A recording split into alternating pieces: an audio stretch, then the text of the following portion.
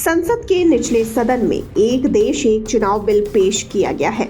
इस बिल को स्वीकार करने को लेकर 2 बार वोटिंग हुई और वोटिंग के बाद बिल स्वीकार कर लिया गया। बिल के पक्ष में 269 और विपक्ष में 198 वोट पड़े। बिल पेश होने से एक दिन पहले भाजपा और कांग्रेस ने अपने सभी सांसदों को व्हिप जारी किया था और कहा था कि सभी सांसद लोकसभा में मौजूद रहें, लेकिन बड़ी तादाद में सांसदों ने इस व्हिप को दरकिनार किया और लोकसभा में उपस्थित नहीं रहे।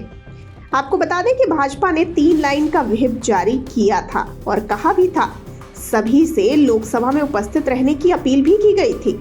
एक जानकारी के मुताबिक भारतीय जनता पार्टी के लगभग 20 सांसद वोटिंग के समय लोकसभा में मौजूद नहीं थे, जिसको देखते हुए भाजपा ने उन सांसदों को नोटिस जारी कर दिया।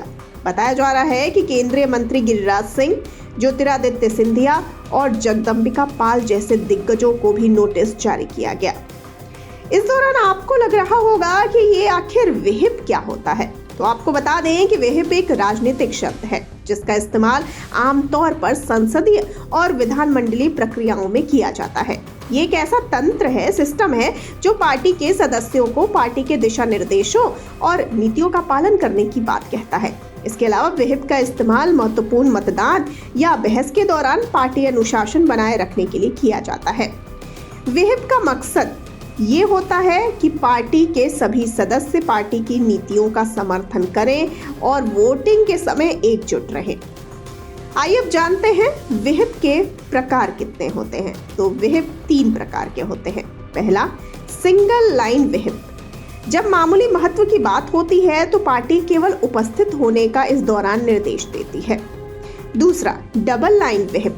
इसमें सदस्यों को महत्वपूर्ण मामलों पर उपस्थित रहने और पार्टी के आदेश के अनुसार कार्य करने के लिए कहा जाता है। तीसरा है ट्रिपल लाइन व्हिप। अत्यंत महत्वपूर्ण मुद्दों पर यह जारी किया जाता है जिसमें पार्टी के आदेश का पालन करना अनिवार्य होता है। इसे न मानने पर अनुशासनात्मक कार्रवाई हो सकती है। आइए अब जानते हैं व्हिप न मानने पर क्या होता है।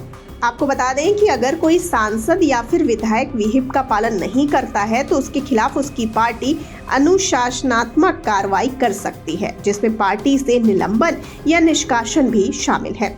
बताते चलें कि केंद्रीय कानून मंत्री अर्जुन राम मेघवाल ने लोकसभा में बिल पेश किए। हालांकि विपक्ष लगातार इसके खिलाफ बोला और कहा कि यह बिल पूरी तरह से असंवैधानिक है। साथ ही ये भी कहा कि कुछ मामले संसद के कार्यक्षेत्र से बाहर होते हैं और ये भी ऐसा ही है। विपक्ष ने दलील देते हुए कहा कि राज्य केंद्र के तहत नहीं आते, ऐसे में संसद इस पर फैसला नहीं ले सकती। वहीं कुछ विपक्षी सांसदों ने इस बिल को पहले जेपीसी के पास भेजने की मांग की। इसी को लेकर गृह मंत्री अमित शाह ने कहा कि जब एक राष्ट्र एक चुनाव बिल को मंजूरी के लिए कैबिनेट में लाया गया था, तब पीएम मोदी ने कहा था कि इसे विस्तृत चर्चा के लिए जेपीसी के पास भेजा जाना चाहिए। अगर कानून मंत्री विधेयक को जेपीसी के पास भेजने के लिए तैयार है तो इसे पेश करने पर चर्चा पूरी हो सकती है। इसके बाद कानून मंत्री अर्जुन राम मेघवाल ने भी प्रस्ताव दिया कि विधेयक पर विस्तृत चर्चा के लिए एक जेपीसी का गठन किया जाना चाहिए। विपक्षी सदस्यों की तरफ से उठाए गए बिंदुओं का जवाब देते हुए मेघवाल ने कहा कि उच्च स्तरीय समिति पहले ही प्रस्ताव पर चर्चा कर चुकी है। आपको इसे लेकर क्या कहना है? अपनी राय हमें जरूर बताइए कमेंट सेक्शन में और साथ ही जाते जाते इस वीडियो को कर दीजिए लाइक और शेयर और चैनल को सब्सक्राइब करना बिल्कुल ना भूलिए।